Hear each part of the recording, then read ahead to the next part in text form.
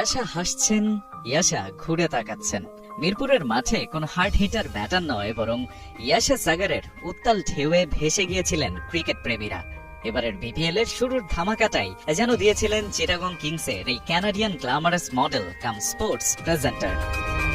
ইয়াশার নামের প্ল্যাকার্ড হরদম ঠাঁই পেয়েছে মিরপুর, সিলেট আর চট্টগ্রামে। দেশের গণমাধ্যমগুলোর ক্যামেরার লেন্স খুঁজে ফিরত এই মডেলকে। তবে সব গল্পের শেষটা যেমন মধুর হয় না, তেমনি চিটাগং কিংস আর ইয়াশার এমন মধুর যুগলবন্দির শেষটাও হয়েছে অদ্ভুত তিক্ততা দিয়ে। ক্লাইম্যাক্সের শুরুটা কোয়ালিফায়ার রাউন্ডে। টুর্নামেন্ট শেষের আগেই হঠাৎ বাংলাদেশ ত্যাগ করেন ইয়াশা, আর তাতেই তৈরি হয় ধোঁয়াশা।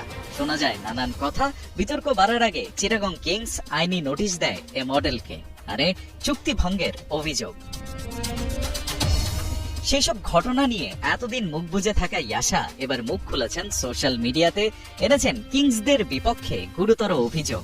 পারিশ্রমিক পেতে দেরি হওয়া, পুরো পারিশ্রমিক না পাওয়া এবং চুক্তির বাইরে বিজ্ঞাপন চিত্রে অংশ নিতে বলার মতো অভিযোগ ইয়াশা এনেছেন চিটাগং কিংসের বিরুদ্ধে।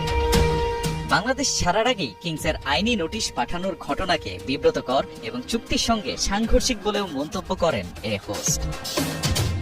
যে রাতে আমার পাসপোর্ট পেয়েছি তার কয়েক ঘন্টা পরে আমি একটি আইনি নোটিশ পাই, যা আমার জন্য অত্যন্ত বিব্রতকর এবং চুক্তির সাথে সাংঘর্ষিক।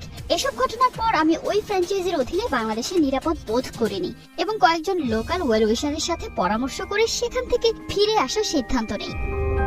পেশাদারিত্ব আর স্বচ্ছতা তার কাছে গুরুত্বপূর্ণ জানিয়ে ইয়াশা ধন্যবাদ দিয়েছেন বাংলাদেশের ক্রিকেট ফ্যানদের, সাথে এটাও জানিয়েছেন ভবিষ্যতে কখনো ফ্যানদের দেখতে ফিরতে চান বাংলাদেশে। তবে আসল ঘটনা যাই হোক না কেন, চিটাগং কিংস আর ইয়াশার এমন পাল্টাপাল্টি অভিযোগের তীরে সত্যিকার অর্থে ক্ষতি হচ্ছে বাংলাদেশ এবং বিপিএল এর গ্লোবাল ইমেজের।